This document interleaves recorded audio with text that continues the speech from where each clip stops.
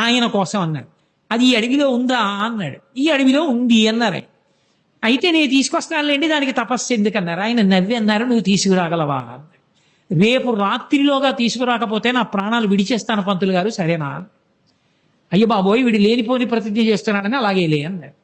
ఇక ఆ కిరాతుడు అరణ్యంలో తిరుగుతూ నరసింహం, కింద నరుడు పైన సింహం, కింద నరుడు పైన సింహం అంటూ చూస్తున్నాడు అడివంతా. మరునాడు సాయంకాలం ప్రదోష వేళ అయిపోయింది, కనపడలేదు. అక్కడ బ్రాహ్మణుడికి మాట ఇచ్చాను, తీసుకెళ్ళలేకపోయానని చెప్పి చెట్టు తీగలు తెచ్చి ఉరితాడు పోసుకుందామని చెట్టు కొమ్మకి ఉరి పోసుకుంటున్నాడు. నరసింహస్వామి వారు ఆవిర్భవించి వచ్చి దర్శనమిచ్చారు. ఓసి దిక్కుమాలిన మృగమా, ఇంతసేపటి నుంచి వెతుకుతున్నానా, బ్రాహ్మణుడికి చూపిస్తానని ఎక్కడ దాక్కున్నావే అని చేతిలో ఉన్న తీగలు తీసి నరసింహస్వామిని కట్టి ఈడ్చుకొచ్చాడు.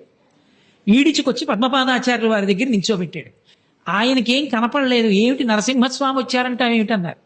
రాకపోవడం ఏమిటి, నిన్న